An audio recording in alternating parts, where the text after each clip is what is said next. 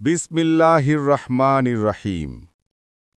সুধী শ্রোতাগণ, বড় ছোট মোটা চিকন, অপরিচিত পরিচিত আর যারা আমাকে চেনার ভান করে চলেন, সবার প্রতি ক্যাকড়া খাওয়ার সালাম।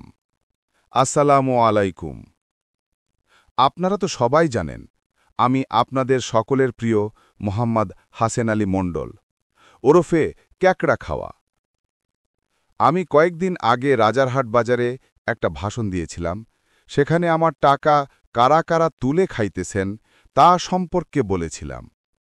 সেই দিনের ভাষণ দেওয়ার পর থেকে আমার উপর অনেক ধরনের হুমকি আসতেছে, কিন্তু আমি তাদের হুমকির ভয় করি না, কারণ আমি আজকে আপনাদের এইখানে একদম যুদ্ধ করার জন্য রেডি হয়ে এসেছি। আপনারা দেখতে পাইতেছেন আমি কোন পোশাকে আজকের জনসভায় উপস্থিত হয়েছি, কারণ আমার বর্তমানে অনেক শত্রু রয়েছে। আমার টাকা উদ্ধারের জন্য আমি যতদূর যাওয়া লাগে আমি তাই করব ইনশাআল্লাহ।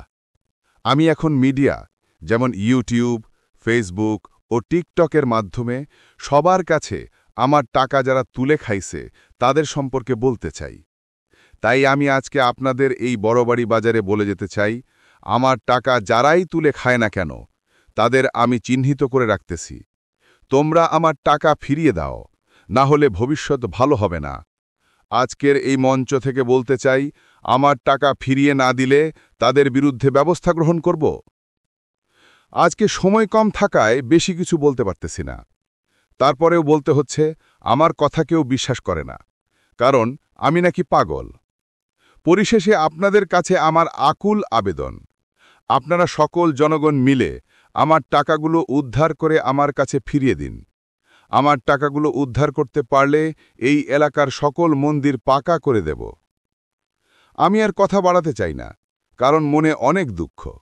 তাই মনে দুঃখ, কষ্ট ও বুক ভরা বেদনা নিয়ে আজকের মতো বিদায় নিচ্ছি। সবাই ভালো থাকবেন। জয় বাংলা, জয় ক্যাকড়া খাওয়ার। ধন্যবাদ সবাইকে।